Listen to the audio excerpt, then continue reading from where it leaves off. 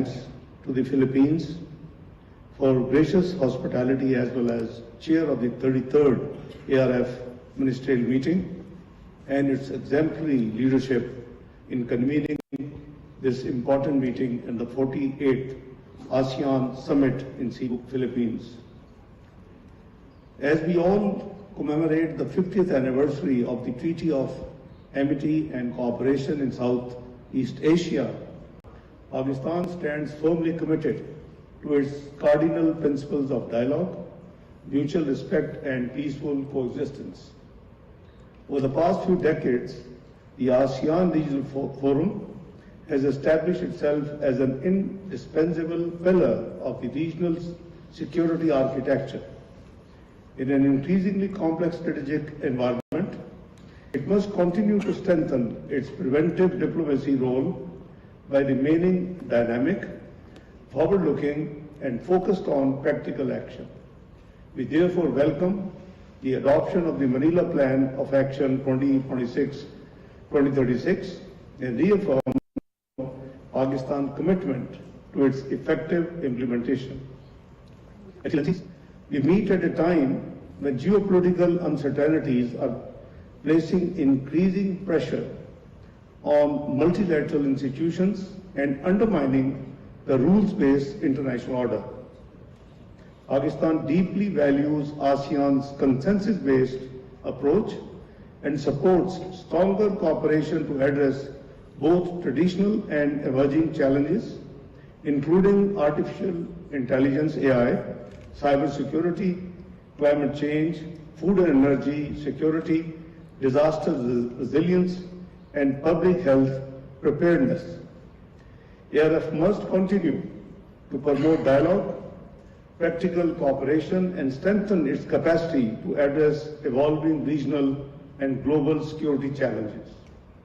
As ARF brings together countries from diverse regions, let me highlight 8 key challenges that continue to threaten peaceful coexistence, stability, and our livelihoods across the region and the world. Any delay in addressing these challenges will only undermine our collective efforts to achieve peace, stability, and prosperity across our regions and beyond. Excellencies, first, developments in South Asia continue to exacerbate serious security challenges to peace and stability. The continued failure to resolve long-standing disputes, particularly the Jammu and Kashmir dispute between India and Pakistan, remains at the heart of regional instability. Pakistan continues to advocate a just and peaceful settlement in accordance with the UN Charter, relevant Security Council resolutions, and the aspirations of the Kashmiri people. We also remain deeply concerned by India's illegal unilateral decision to place the Indus Waters Treaty in abeyance, seeking to weaponize water resources in violation of the international obligations. This threatens the lives and livelihoods of 250 million people in Pakistan.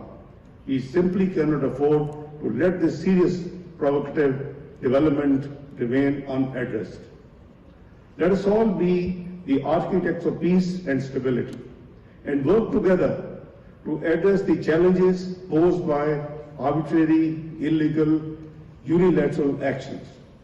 We therefore urge the entire international community, particularly the ARF membership, to support a peaceful resolution of these core issues and uphold international law.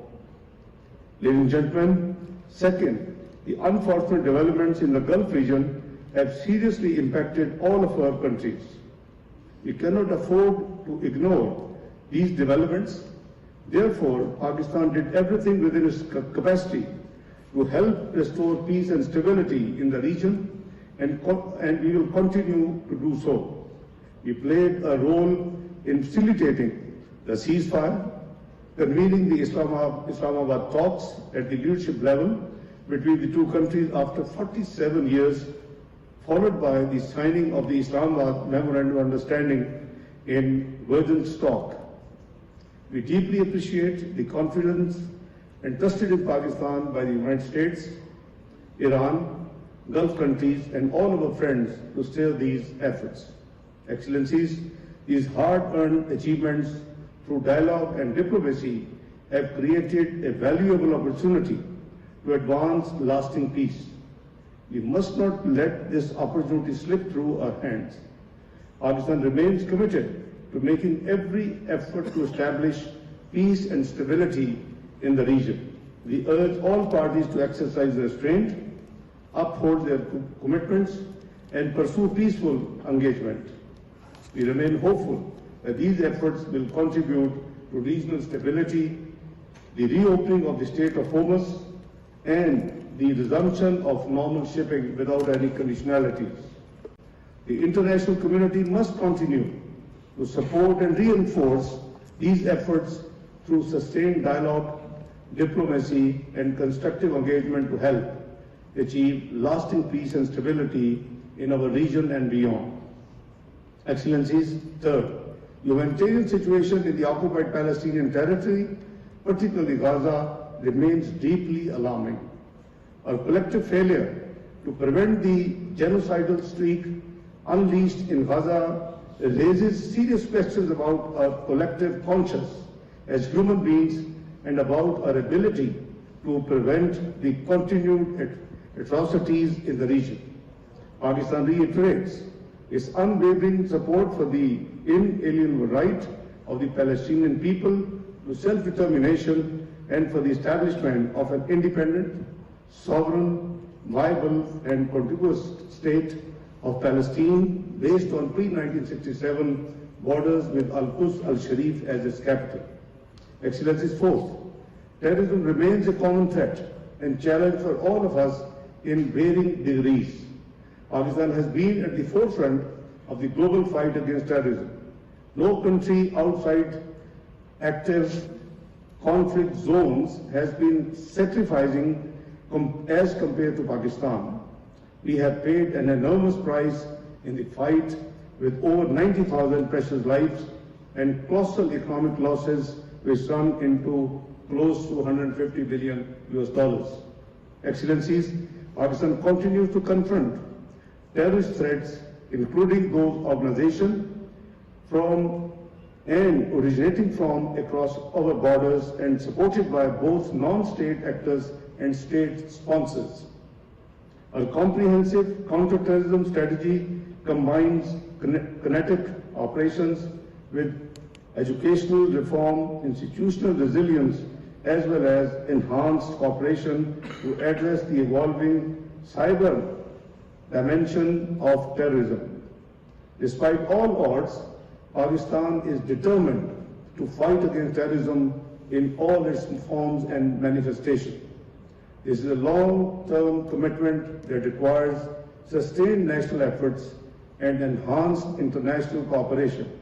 We see it as a fight for the safety and security of our own state as well as for greater peace and stability of the world. Excellencies, fifth, the threat posed by terrorist groups operating from Afghan soil continues to pose a serious security challenge facing our entire region.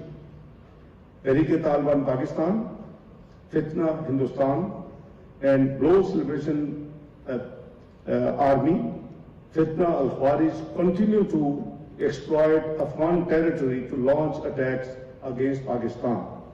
Pakistan has only one expectation from the Afghan Taliban regime to not allow Afghan territory to be used for terrorism against Pakistan or any other neighboring country.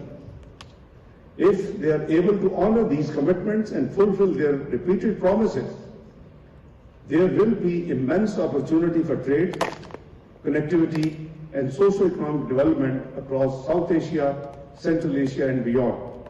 I would like to use this important ARF platform to call upon the Afghan Taliban regime and all abettors of terrorism in the region to refrain from allowing Afghan territory to be used against its neighbor or anyone else. I also urge ARF members to support efforts aimed at ensuring that Afghan territory is not used to threaten regional peace and security. Excellencies, sixth, Pakistan supports all diplomatic efforts aimed to achieving a just and lasting peace in Ukraine. We remain steadfast in our commitment to the principles of the UN Charter, including sovereignty, territorial integrity, the peaceful settlement of disputes, and the non-use of force. Dialogue and diplomacy remains the only sustainable path to peace. Excellencies, seventh, on the South China Sea, Pakistan supports the peaceful settlement of all disputes in accordance with the purposes and principles of the UN Charter. We value our ties with all Asia-Pacific states and urge that these disputes be resolved through dialogue, diplomacy, and mutual respect. Peace in this vital region necessitates non-interference, restraint, and engagement. Pakistan reiterates its firm commitment to the One China principle, recognizing the People's Republic of China as the sole legitimate authority over Taiwan. Excellencies, eighth and last, Pakistan remains among the countries most vulnerable to climate change despite being contributed to less than 1% emissions. We are pursuing an ambitious climate agenda, including expanding clean energy and implementing our national determined contributions. We call for enhanced international cooperation guided by the principle of common but differentiated responsibilities and respective capabilities to address this common global challenge. Excellencies, Madam Chairperson, to conclude, I reiterate that Pakistan remains firmly committed to the objectives and principles of the ASEAN Regional Forum. As we move forward, let us renew our collective resolve to build a peaceful, inclusive, and resilient region where sovereign equality, mutual respect, and dialogue remain the foundation of our shared future. Let us work together to build a peaceful, prosperous, and resilient future for all. Philippines